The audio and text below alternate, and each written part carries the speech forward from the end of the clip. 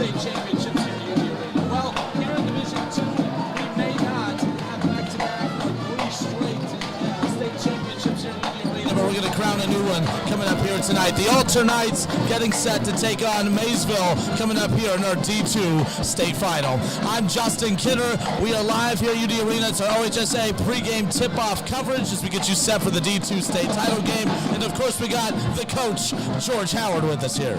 Hey, I'm excited, man. We're getting ready to have a good one here. It's going to be interesting to see what Maysville does after that game the other day. They put a lot of energy into that game, but the way they played, they went up against a man, so they were able to dribble drive, move the ball around. Now they're going up against a completely different defense they're going to see. And I tell you, Alter, they play that zone to perfection. I mean, do you think the zone is going to hurt them? Well, real quick, let me introduce him real quick. My apologies. No, I didn't set this up by introducing our guest, TJ Petros with NEO Ohio. Again, awesome enough to give us some time and help us, again, preview this fantastic Division II state title game. So take it over. Yeah, I think Maysville is not accustomed to seeing just the length and athleticism that Alter offers, right? Especially in the zone. And when you got 6'5", 6'6", 6'7", I mean, those guys are almost going to go inline to inline. So it's going to be interesting to see what Maysville does. I mean, I think they're really going to have to shoot the ball just as well, if not better than they did yesterday, just in order to keep this going. And to do that in less than 12 hours, it's pretty impressive and pretty difficult to say the least. Yeah, I mean, Alters took a couple hits this year, as you know. I mean, so it's not like it can't be done, but the teams they took the hits against were a little as big and a little more athletic than Maysville. But I think, you know, Maysville's going to keep it close. I think it'll be a good game because I think the fans from Maysville, the coach's wife just came up to me and she said, Coach, they shut down our school tomorrow. There's no school, and the whole city is coming. So we're going to see. And sometimes that 6 man can be that motivating factor. Yeah, one of the best crowds of the entire tournament was Shelby and Maysville going up in the semifinals, of course. And, you know, obviously Alter being here from Dayton, they're going to bring a very large crowd. And when they opened up the doors, a sea of people came swarming in. So we've talked about how important the environment, how tough the atmosphere can be playing in these types of games. Well, I think it can be tough. It's going to be a fun one here. I mean, you could just hear everyone just starting to file in behind us. It's going to be a great atmosphere, no doubt. Oh, yeah, it's going to be. Yeah, I think if it's anything like the Division II game that we saw yesterday between Maysville and Shelby, I think we're in for a real treat. I think that was one of, if not the best state tournament game since we moved here to UD Arena. And it's an interesting clash of styles, right? So both teams like to play fast. Both teams can shoot the ball, right? That's what a lot of people see from the outside looking in. But how they do it is completely different. Alter's going to run a lot of different actions, zoom actions, some flares, pin downs, a lot of stuff going on at once, right? It can be really difficult to guard, especially for 32 minutes, where Maysville likes to do a lot of guard-to-guard stuff, really space you out and make plays off the dribble drive. And I'll be curious to see how effective they are at doing that, like I mentioned, with the length and athleticism of Alter. I'm not sure if Maysville has seen a team like that all season long. But I'll tell you this, I don't know if anyone could have played any harder than Maysville did yesterday. I was just completely blown away with the effort, and especially when you consider they only go maybe 6 to 7 guys deep. So this should be a really fun one. It should be an up-tempo game. We're going to have to change it from TJ Petros, NEO writer to Coach TJ Petros. The way he just broke that down was just like a coach, but he does know the game. But here's what I'll say to that. I'll say that he's absolutely 100% correct. But I think that Maysville, the way they play so unselfishly, and the team basketball that they play and trusting in each other, where it's not one person. Usually you have a team that you'll have 1 or 2 people that want to get the shots up and they trust each other. And I think that if they can do that, they can stay in it, maybe with the chance to win it. If they're right there in the fourth quarter, they've got a chance.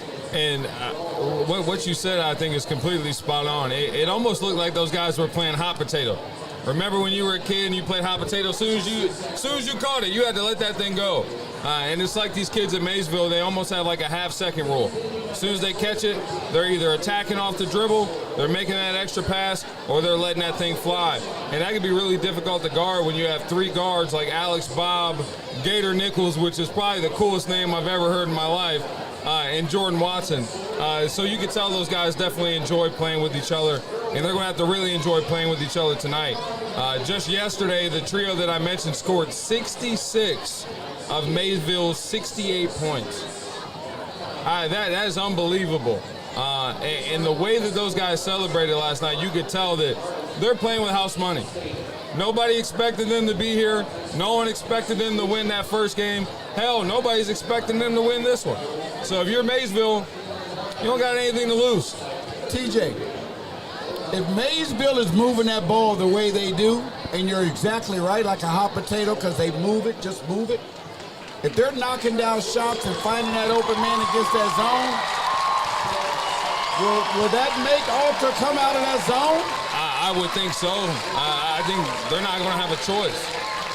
It's just, man, if this game was on Tuesday or Wednesday, I think my outlook on it would be a little bit differently, but Alter is coming off of a blowout win against a young but talented Youngstown Ursuline team, where I feel like that Shelby-Maysville game was so emotional and just so exhausting. As a fan, I was tired watching it, right? I had no idea which way it was going, right? It felt like it was a coin flip type of game.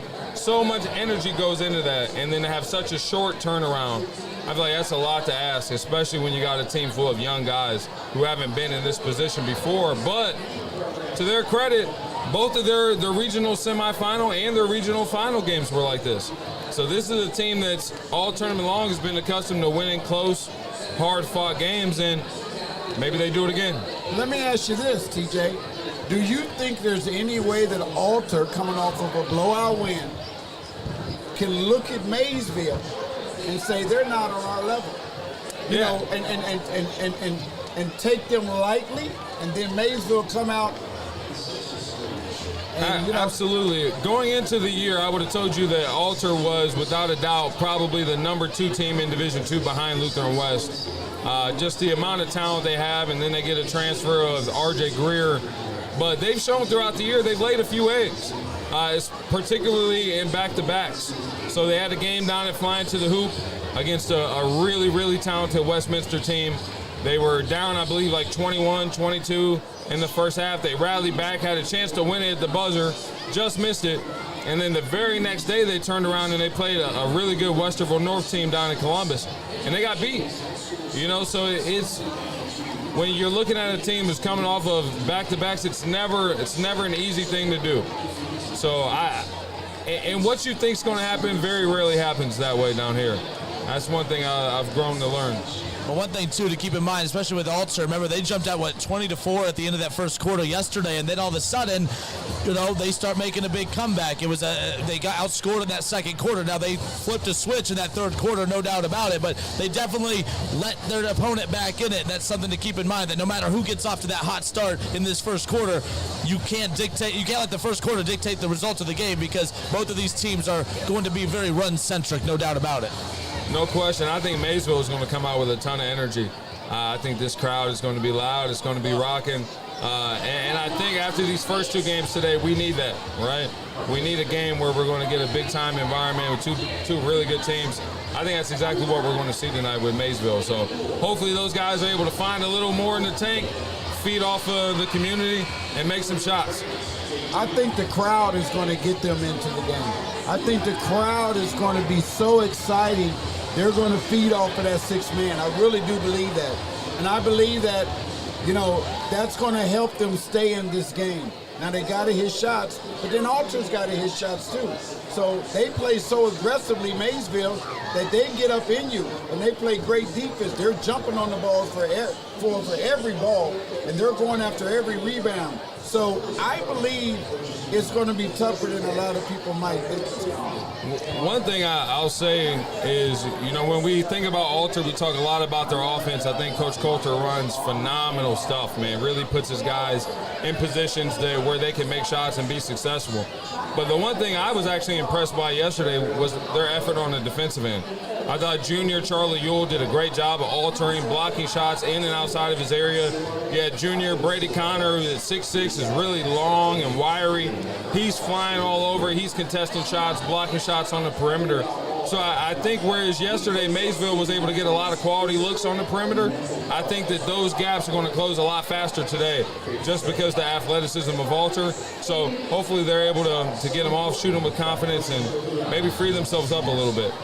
Well, we're going to have Kurt Stubbs come in and join us coming up here in a few seconds, but you can send us off with this. What's your prediction? How do you think this matchup is going to ultimately result in? Oh, give me Kettering Alter. I think this team, they took some lumps about midway through the season, had some uncharacteristic losses, but I think they've peaked truly at the right time.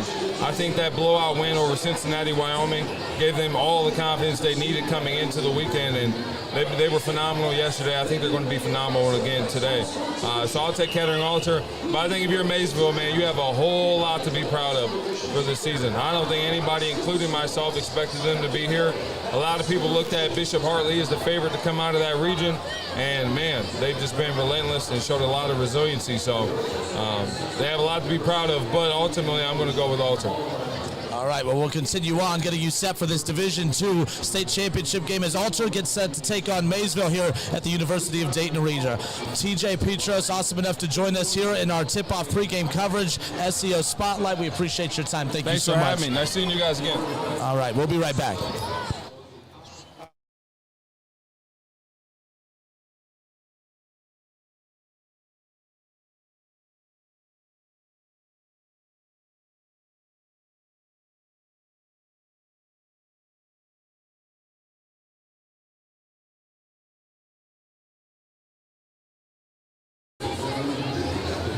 All right, and we are back after a quick break in the action, continuing to get you set for this Division II state championship matchup between the Alter Knights and Maysville coming up. The best atmosphere that we've experienced all weekend has come out of Division II, and I expect another great one here tonight.